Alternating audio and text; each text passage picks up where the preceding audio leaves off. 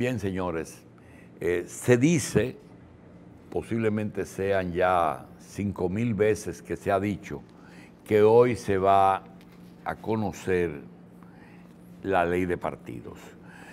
Hay un personaje que quizás no existen dos, y puede que haya otro igual, pero no existen dos personas que puedan hablar con mayor propiedad de este tema. Primero, porque fue miembro del Tribunal Superior Electoral. Segundo, porque actualmente es delegado electoral del PLD ante la Junta. Con el perdón de Monchi Fadul, no es el delegado político, porque ese es un cargo que él tiene ad vitam, sino que es delegado electoral del PLD ante la Junta. Además, es el autor de 2 libros. Uno es el Reglamento Contencioso Electoral Anotado y el otro es un compendio de jurisprudencia electoral dominicana.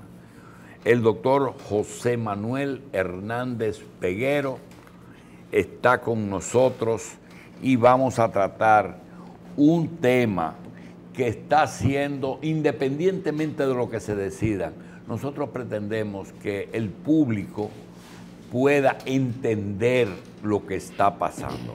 Naturalmente, él, dentro del Partido de la Liberación Dominicana, pertenece a una corriente y, como es natural, él nos promete que se va a despojar del interés de esta corriente y se convierta de nuevo en juez del Tribunal Superior Electoral y nos ayude a entender el problema. Doctor, está de más decirle que las gracias se las damos nosotros por estar aquí. Bien. Muchas gracias, Julito, y bien. Machi, un placer estar con ustedes. Bien, doctor. Hay una serie de cosas que se están diciendo y hay una percepción. Yo quiero que usted nos diga hasta dónde es percepción y hasta dónde es realidad. La ley de partidos está íntimamente ligada a que las primarias sean abiertas o cerradas. Bueno, lo cierto es que este proceso de adopción institucional para el país de 2 leyes importantes en materia electoral, yo creo que dejará mucho de qué aprender.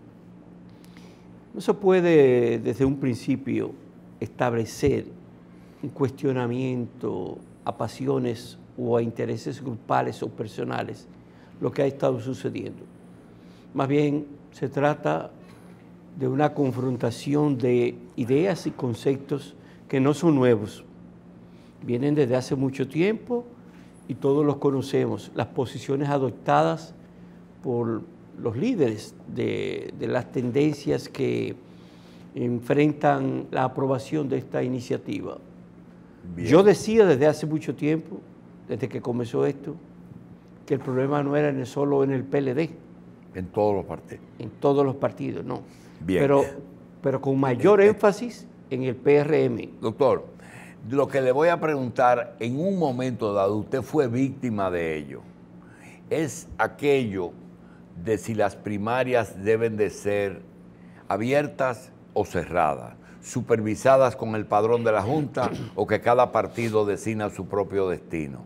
La pregunta viene porque hay 2 cosas. Primero, sí, siempre ha sido cada partido que elige sus candidatos.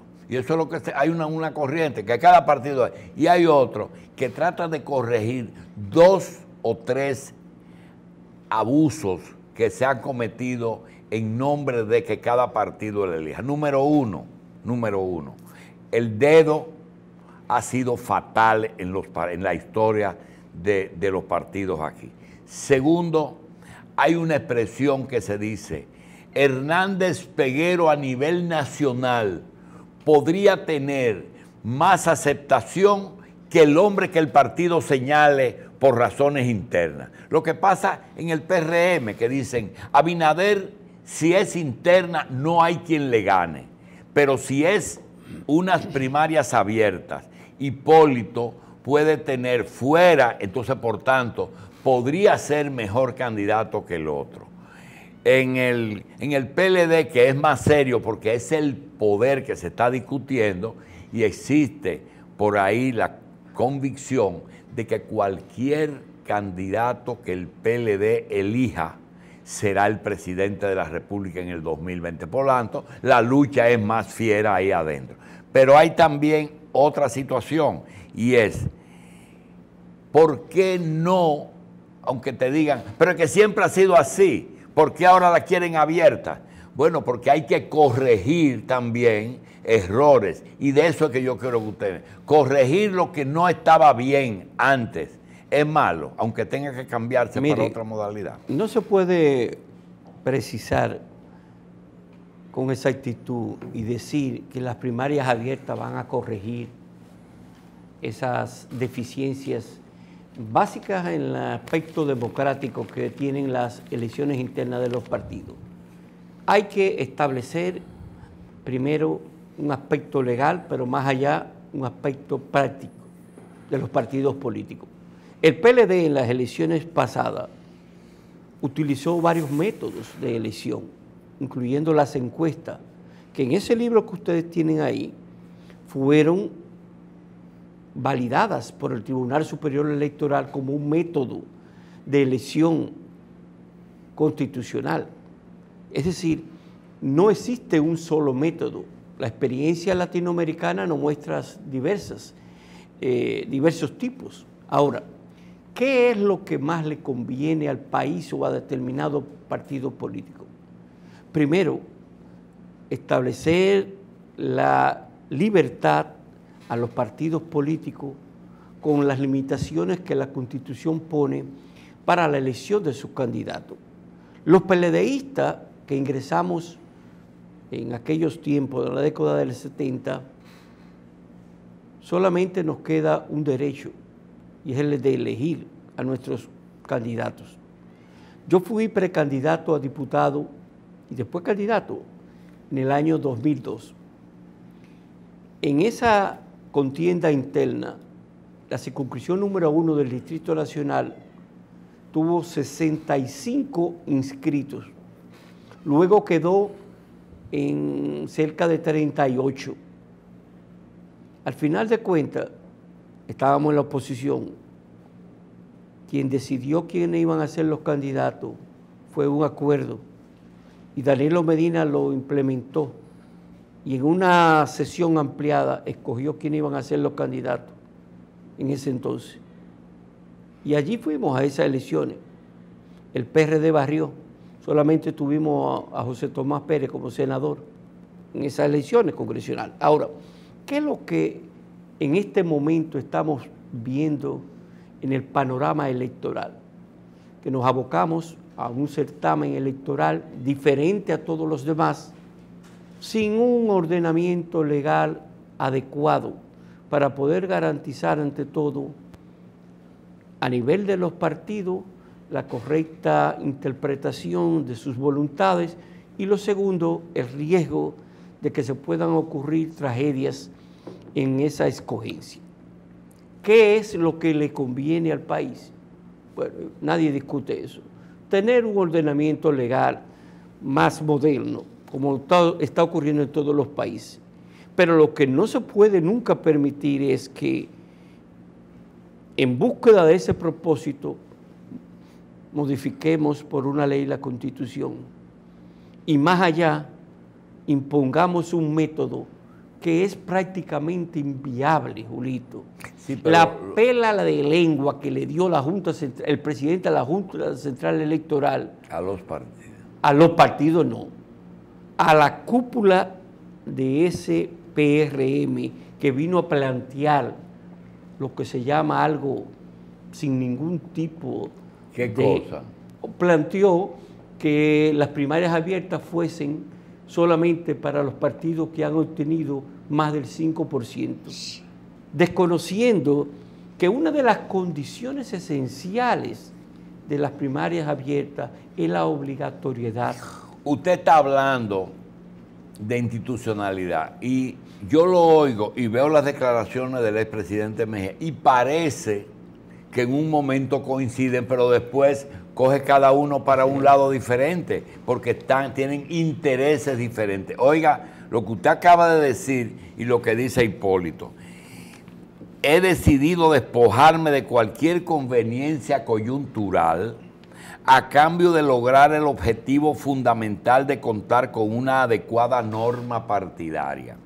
Lo mismo exhorto a hacer a los demás integrantes del liderazgo político nacional para que mejoremos la calidad de nuestra democracia y para ello, lo que usted acaba de decir, en lo referente a los 4 partidos mayoritarios, instituyamos exclusivamente primarias, que es el mecanismo de selección de candidatos más democráticos y garantista de los derechos de todos los dirigentes y militantes de nuestros partidos.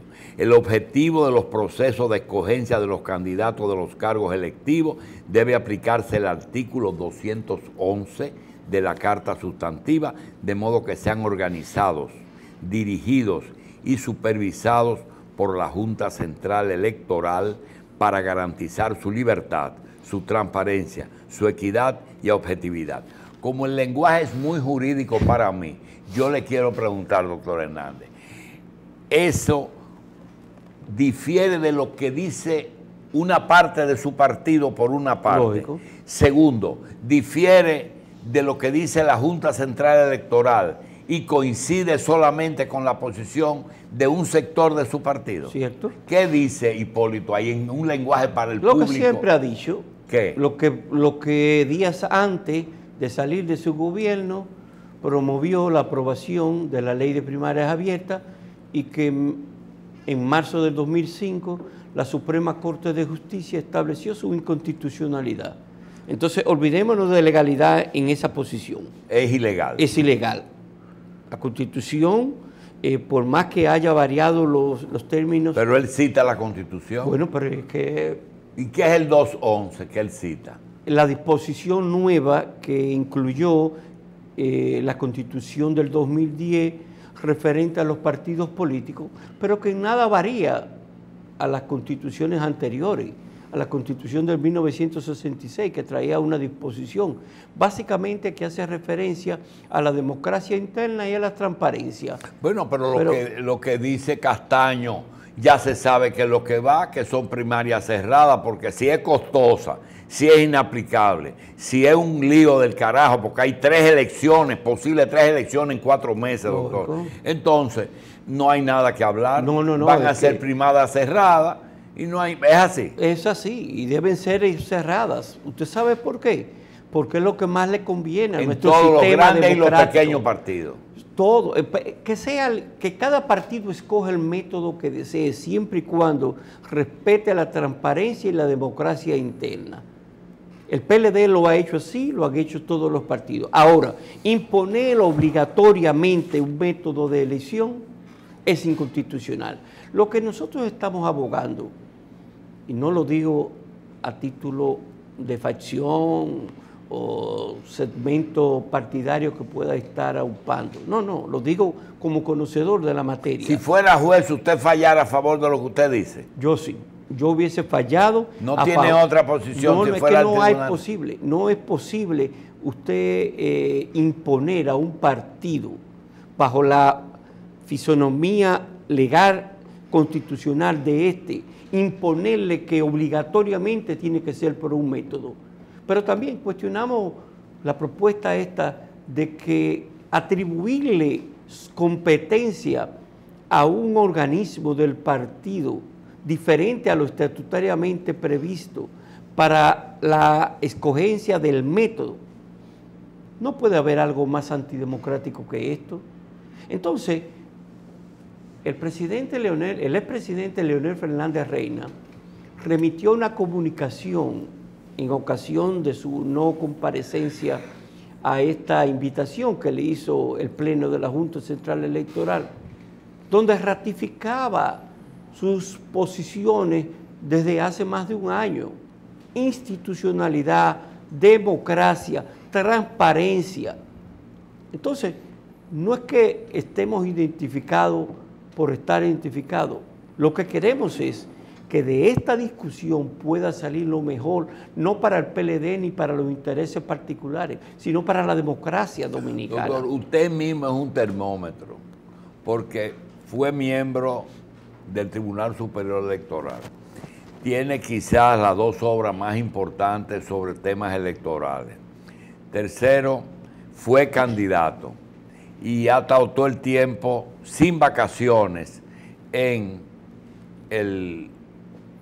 además tiene una experiencia de Ministerio Público antes de el Tribunal Superior Electoral. Es decir, que quizá no hay una gente que tenga más información. Esas posiciones dentro de su partido pueden en un momento dado dividir el PLD. Yo lo dudo. Yo creo que hay, ante todo, el convencimiento por parte del liderazgo supremo de la unidad partidaria. Y dudo también de que pongamos en riesgo esa unidad. En la experiencia pasada, que yo creo que fue más traumática que esta, el país vio como los dos líderes acordaron y decidieron la repostulación del actual presidente. En lo que respecta ahora, es evidente de que la carta de triunfo la representa Leonel Fernández Reina.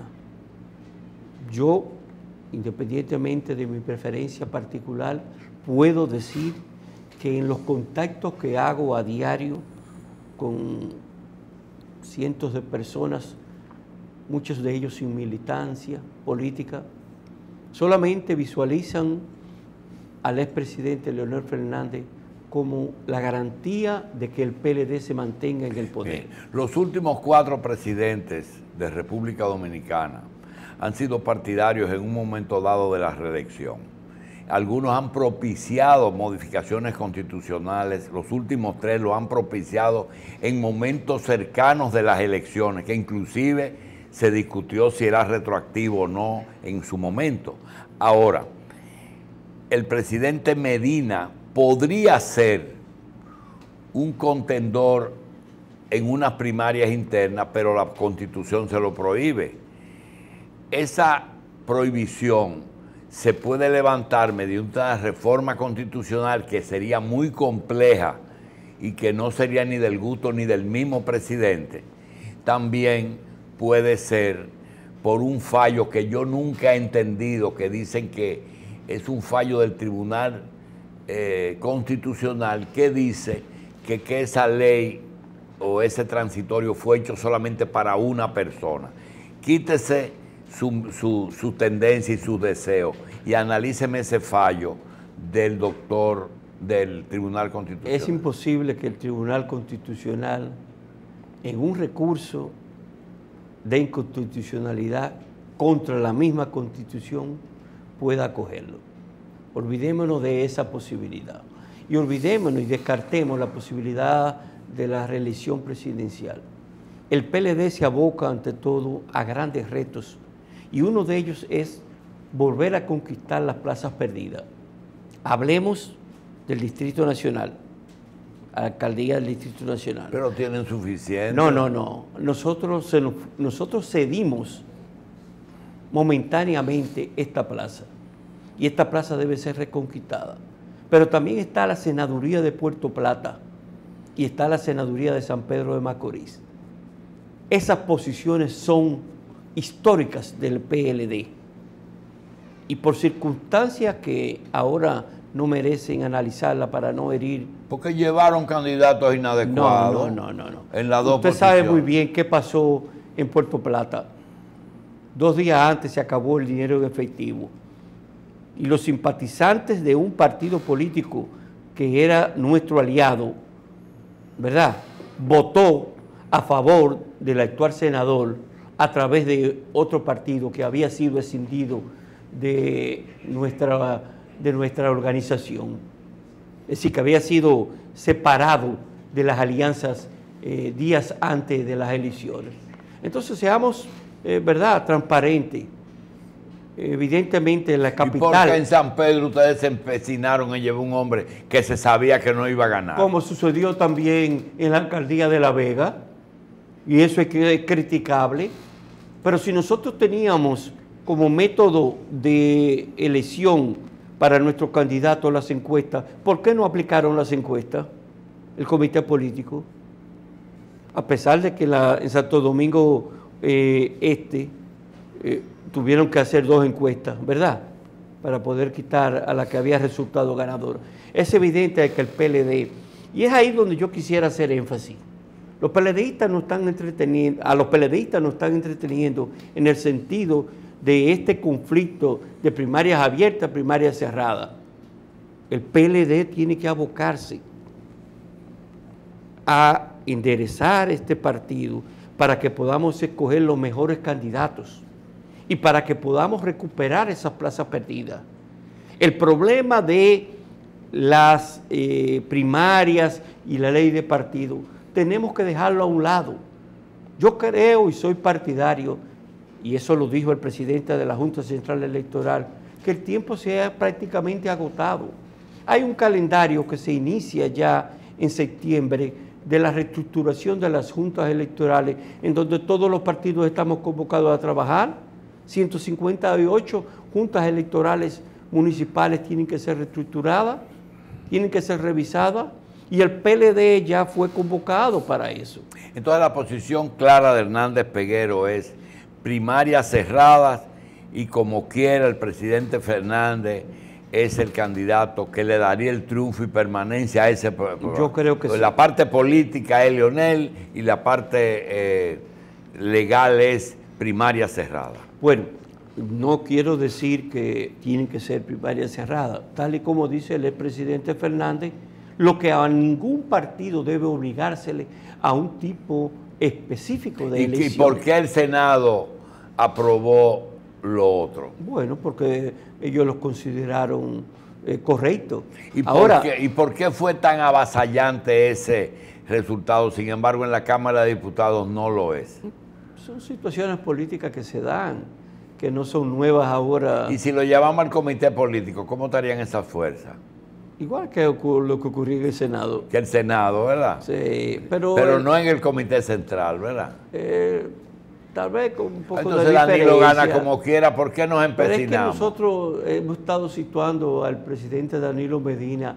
Son muchos los que quieren verlo a nosotros en una crítica constante y destructiva. Pero usted sabe que el principal elemento de la oposición para lograr el poder no es plantear cosas, sino dividir al PLD. No, bueno, pero eso es desde fuera. Seguro, eso es lo que se quiere. Ahora, hacia adentro, es un objetivo claro. Hacia adentro, nosotros tenemos que estar cohesionados, defender la obra de gobierno, defender la integridad de este gobierno, defender las ejecutorias en lo que respecta a las acciones que se han tomado para evitar la corrupción, que no hemos tenido tal vez el mejor de los destinos en estas acciones. Bueno, es posible, pero de que acciones que se hayan tomado no nos pueden alegar eso. Lo que sí nosotros garantizamos como país, como partido, es de que el país necesita de la estabilidad a que nos ha conducido el actual presidente de la República. Doctor, yo he tenido el privilegio de que he conocido y he sido amigo de algunos abogados que han sido fiscales del Distrito Nacional. Fui amigo de Anaiboní Guerrero Báez, soy amigo de Zoila Martínez, conocí a Josefina Juan Viuda Pichardo, lo conozco a usted, conocí a Alexi, soy muy amigo de Prim, pero encuentro un común denominador en todo, que me dicen sobre la importancia que tiene en la sociedad dominicana, independientemente de que la jurisdicción está muy bien limitada, de ese cargo. Me dicen que ser fiscal es quizá una de las posiciones más delicadas y más importantes que tiene, de la capital, ahora del distrito. La pregunta es la siguiente: aunque su gestión como fiscal de la capital estuvo no nublada sino el problema de los bancos ocupó mucho espacio en esa gestión. ¿Cuáles eran, ahora que hay problemas de violencia de género, hay problemas de seguridad ciudadana, hay fiscales para cada cosa, para impuestos internos, para juegos de azar, para todo, familiar? ¿Cuáles son aquellos temas que usted encontró que no pudo resolver y que encontró que todavía hoy están pendientes de resolver? Yo quisiera ser objetivo al momento de evaluar una gestión de 4 años en la Fiscalía que tuve del 2004 al 2008. Yo allí no encontré casi nada, muy poco. No había organización interna, no había... ¿Cuántos ayudantes usted encontró? ¿Más de 30? Sí, eran cerca de 70 ayudantes. Terminé con 104 fiscales adjuntos. Pero debo decirle, la gran necesidad viene dada por la adopción, un mes después de yo llegar a la implementación del Código Procesal Penal. Lo que encontramos con respecto a las instalaciones en donde los fiscales laboraban, todos los fiscales estaban o en el Palacio de Justicia o en el Palacio de la Policía Nacional. Las condiciones deprimentes del Palacio de la Policía Nacional... Ese edificio de enfrente, usted fue que lo edificó y lo ocupó. Sí. Ahí se alojaron muchas ayudantías. Muchos departamentos investigativos que estaban en principio en la Policía Nacional. En banda por ahí. Y eso dio un cambio diametralmente opuesto a lo que antes existía. Pero también visualizamos la necesidad de que la comunidad estuviese con el fiscal cercano. Creamos las fiscalías barriales, 14. En torno a esas fiscalías barriales hay un voluntariado de apoyo integrado por 25 o 30 dirigentes comunitarios escogidos por la misma comunidad, pero también en el aspecto de la violencia intrafamiliar y de género. Lo que encontramos, un departamento de protección a la mujer de Villajuana y un departamento de delitos sexuales en la Policía Nacional, cambiados totalmente por una unidad de atención especializada a esas dos violencias en la Avenida Bolívar, incluyendo como apoyo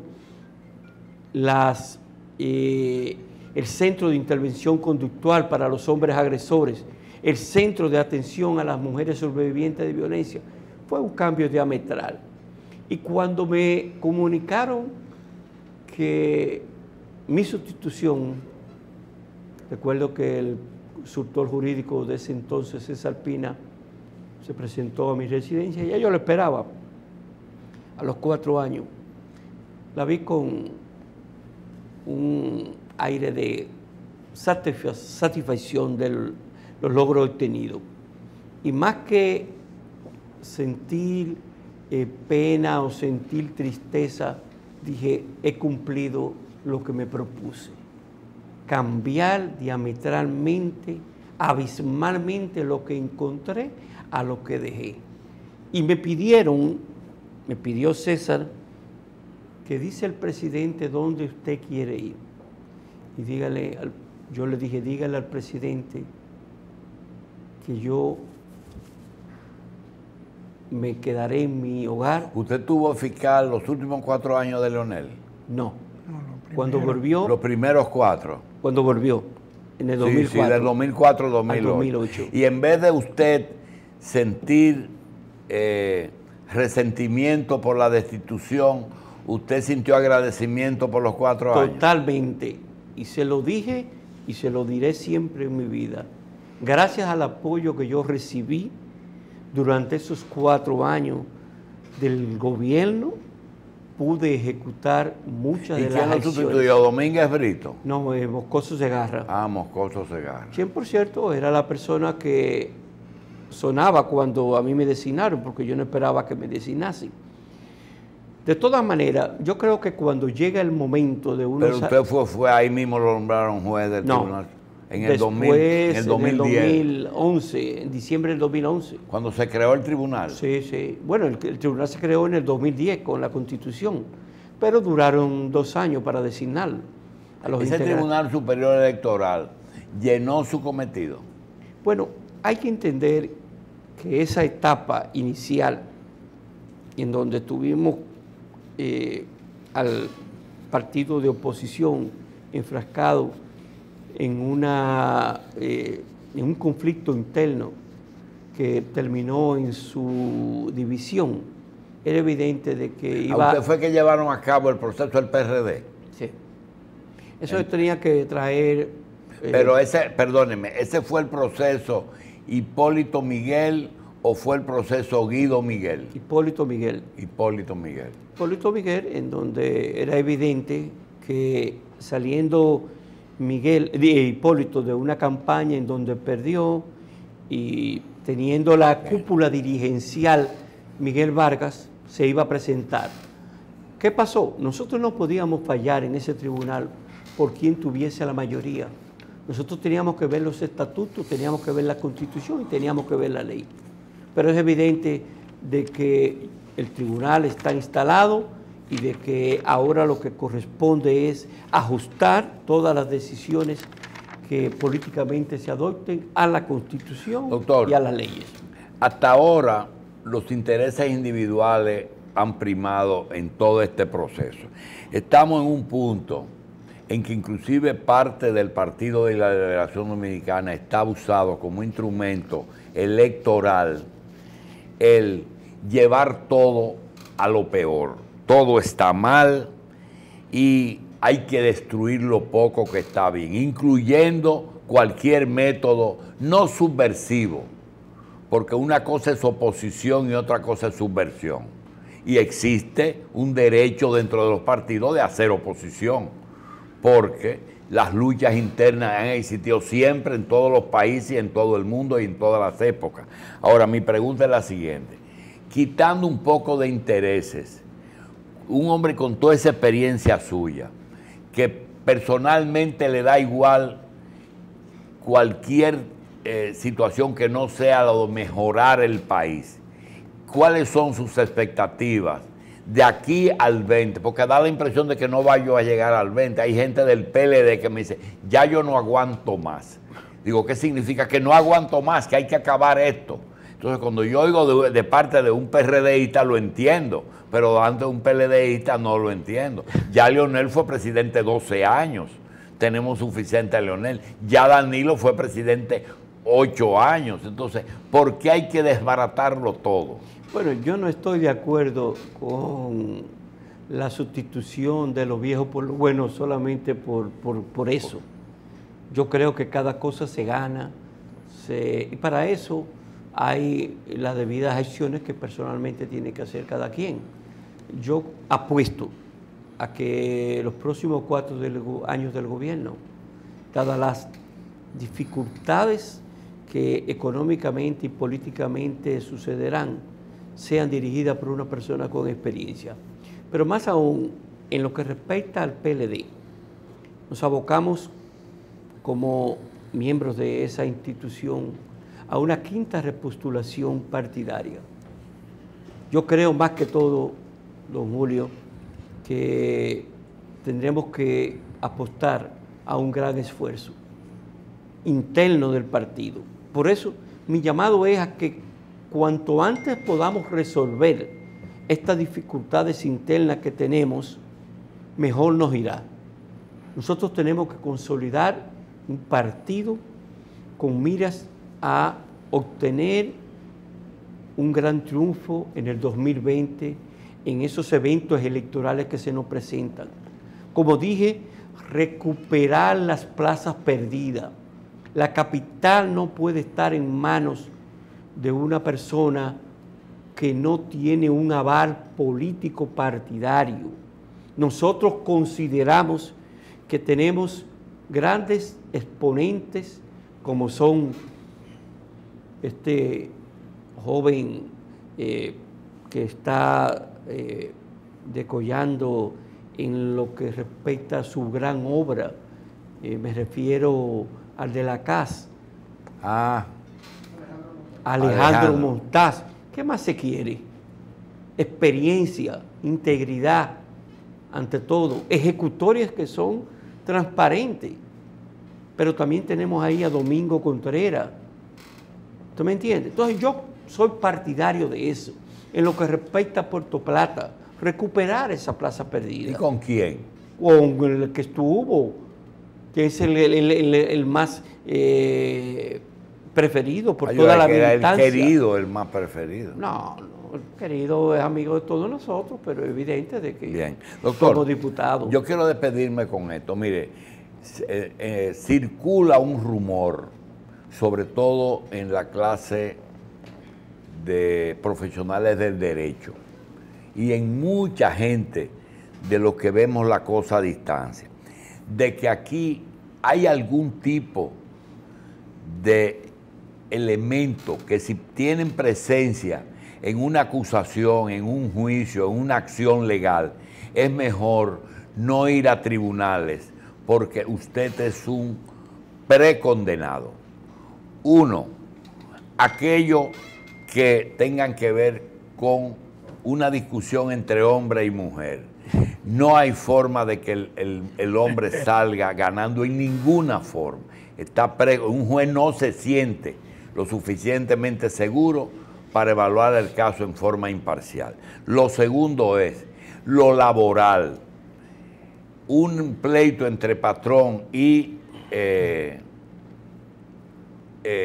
trabajador, no hay posibilidad, y sobre todo si el trabajador es extranjero, pierde.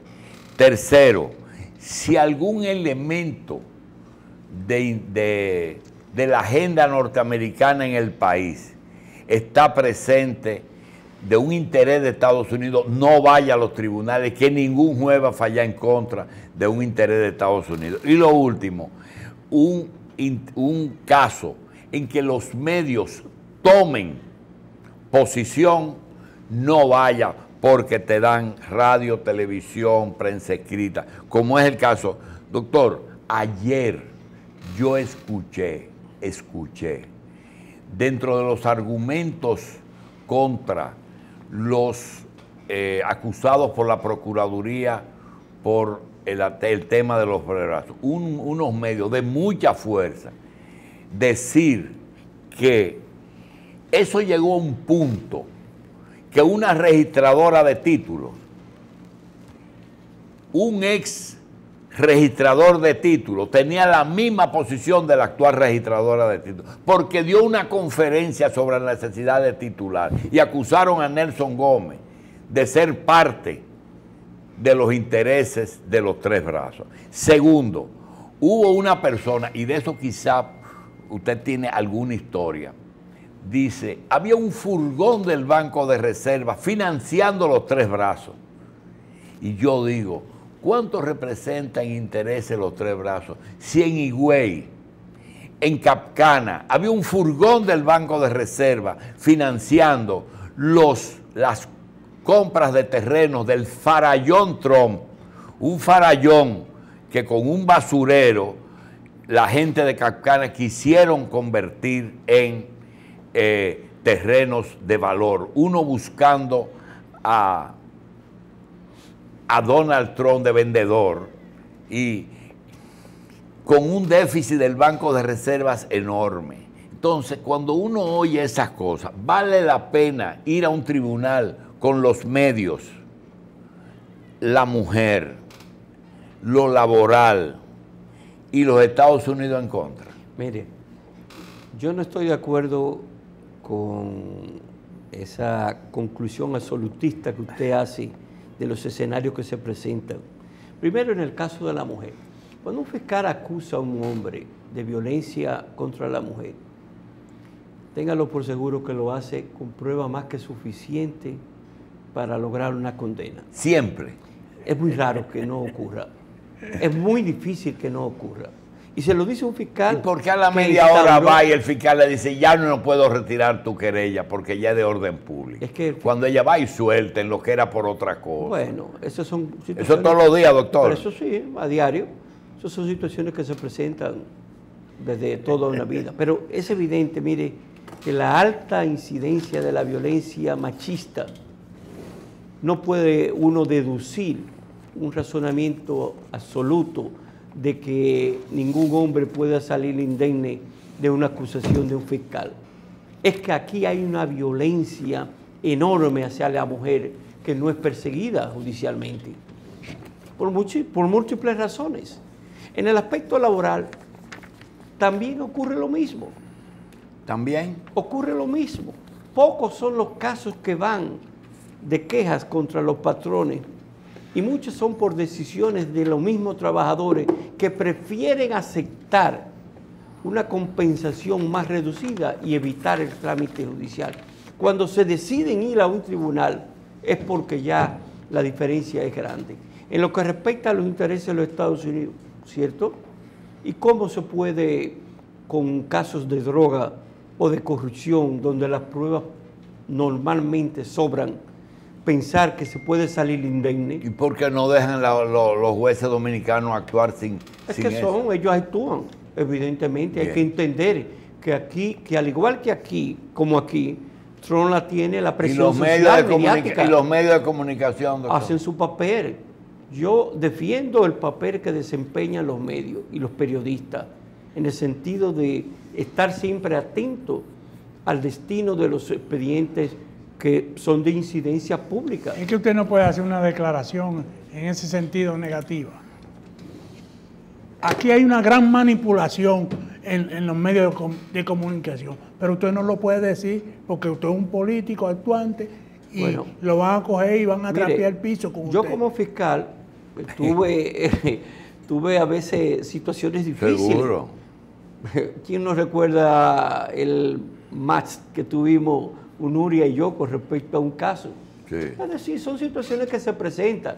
Lo que uno tiene que tener es la suficiente madurez de entender que esas son realidades. Sí, pero hacer lo que se tiene que hacer, teniendo todos esos elementos fuera de la presencia del juez o del Ministerio Público que le da curso. Yo no sé hasta dónde el Ministerio Público es juez. Nosotros estamos abocados en una reforma constitucional que se vislumbrará ya para el próximo periodo legislativo a tener un Ministerio Público independiente en lo que respecta específicamente a la persecución de la corrupción. Yo estoy de acuerdo con deslindar el campo de acción de un ministerio público para esa área diferente que no sea designado por el presidente de la República. Yo creo que sería lo más conveniente poder analizar esa posibilidad. Es evidente de que también políticamente tiene que haber un consenso. Y hablando de consenso, el actual presidente de la Junta Central Electoral, volviendo al tema electoral, establecía una serie de condiciones para lograr que este nuevo certamen electoral, el 2020, sea celebrado con éxito. Y era el consenso. Va a ser muy difícil un consenso con respecto a los temas que tenemos en discusión desde hace más de un año públicamente. Pero también el aspecto económico. Don Julio, 5.600 millones de pesos es lo que ha evaluado. ¿Qué cuesta? Implementar unas elecciones primarias obligatorias con padrón de la Junta Central Electoral. No me refiero a la inconstitucionalidad que nosotros hemos alegado, pero vale la pena que a este país se le aboque a un gasto de esta naturaleza, cuando, como dice el presidente de la Junta, todavía deben 900 millones de pesos de los escáneres y no han podido pagarlo. No, yo creo que no.